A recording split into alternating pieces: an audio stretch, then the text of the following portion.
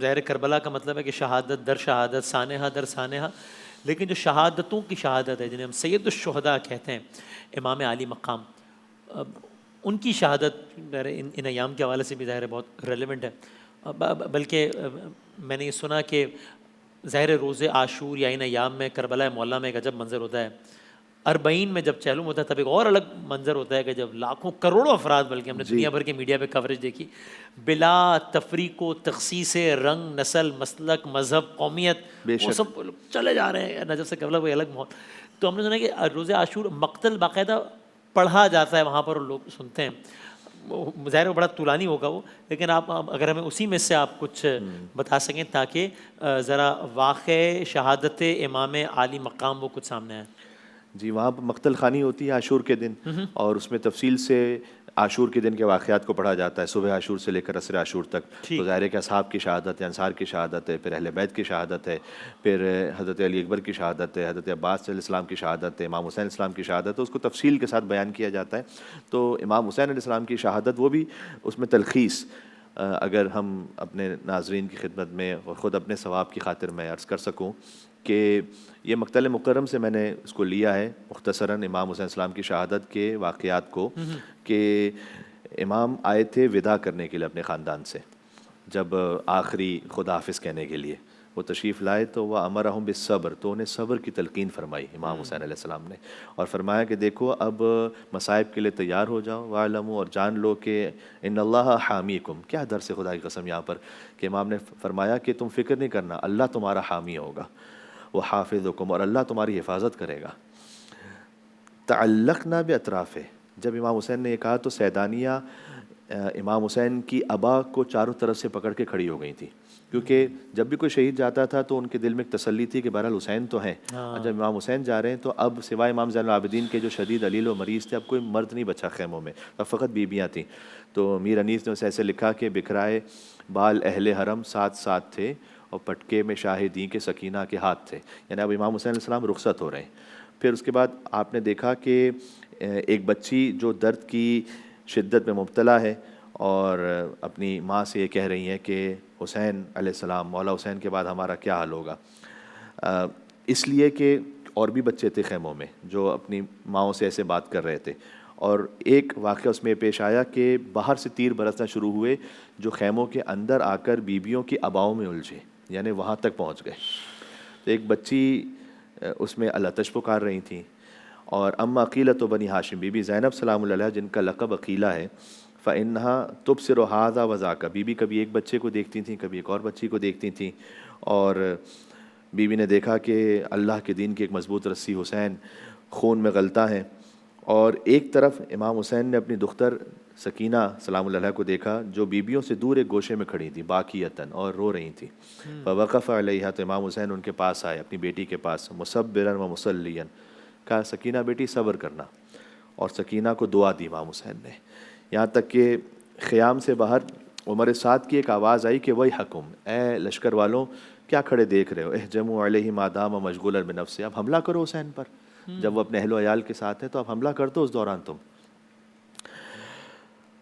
اللہ اکبر، کوئی اپنے خانوادے کے ساتھ ہو تو شرافت کا تقاضا یہ ہوتا ہے کہ اس پر حملہ نہیں کیا جاتا، لیکن روایت یہ ہے کہ ابھی امام حسین مستورات سے ودا ہو رہے تھے کہ سینکڑوں تیر چلے خیام کے اندر آئے، بعض تیر بیبیوں کے اباؤں میں الجھ گئے اور ان کی فریاد بلند ہوئی، یہاں تک کہ جب امام نے یہ دیکھا، یعنی اب بیوی زینب کی چادر تک اور بیبیوں کے لباس تک تیر آ رہے تھے، تب امام حسین باہر نکلے، کاللیث الغضبان، بپھرے ہوئے شیر کی طرح انہوں نے حملہ کیا۔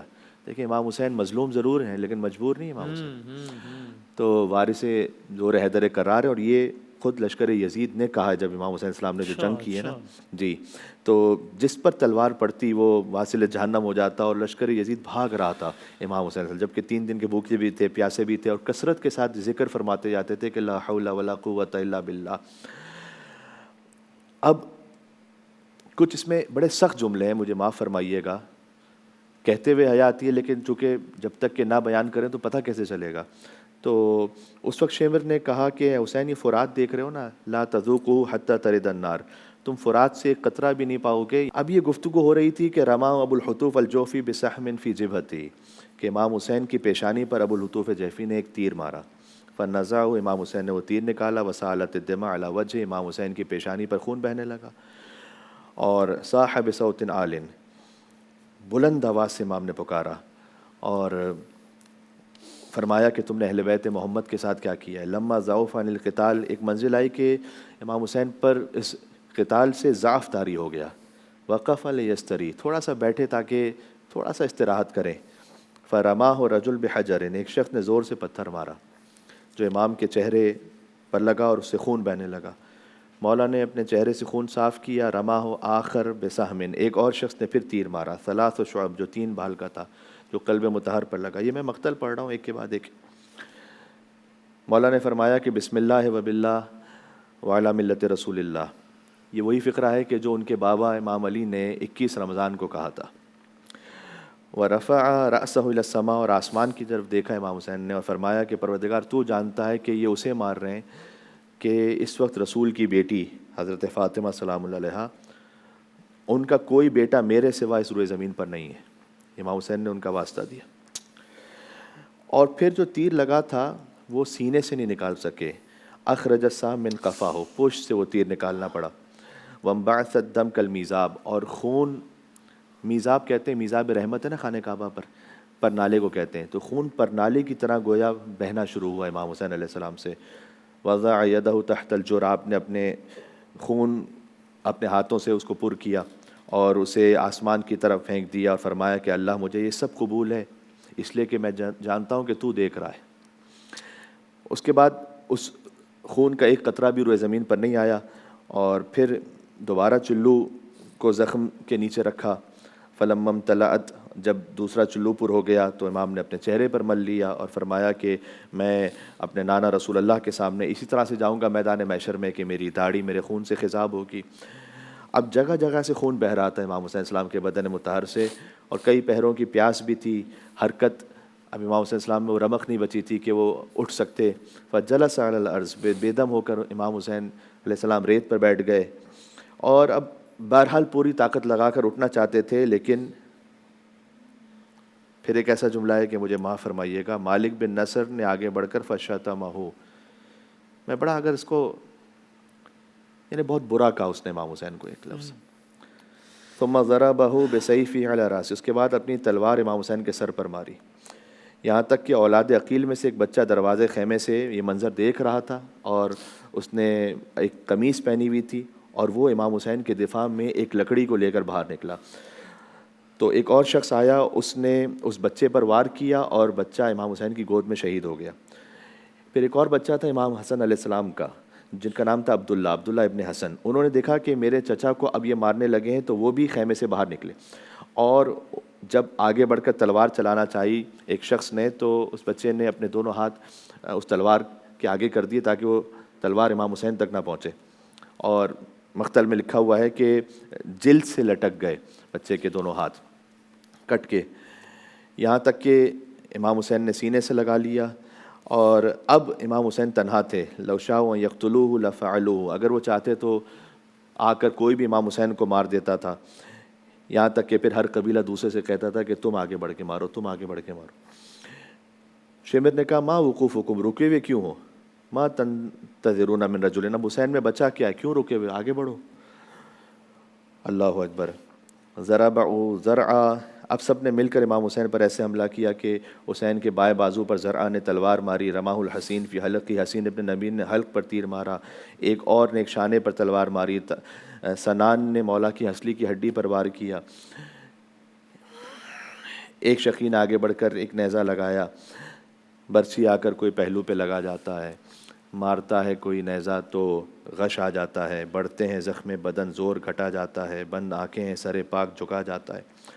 مختصر یہ کہ اس وقت امام حسین نے فرمایا کہ صبراً علی قضائک، پروردگار میں تیری رضا پہ راضی ہوں. لا الہ سواک، تیرے سوا کوئی معبود نہیں. یا غیاث المستغیثین، اے فریاد کرنے والوں کی فریاد سننے والے.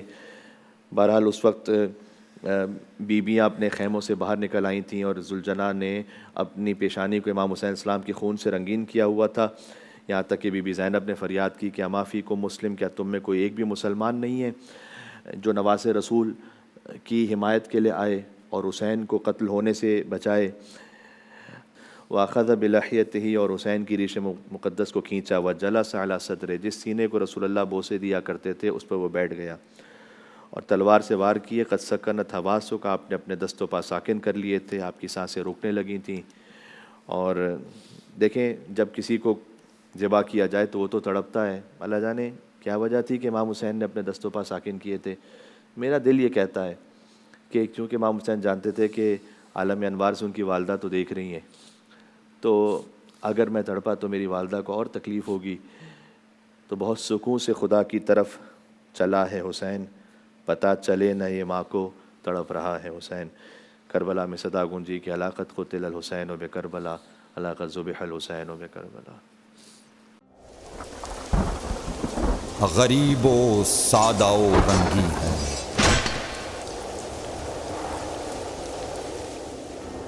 داستان حرم۔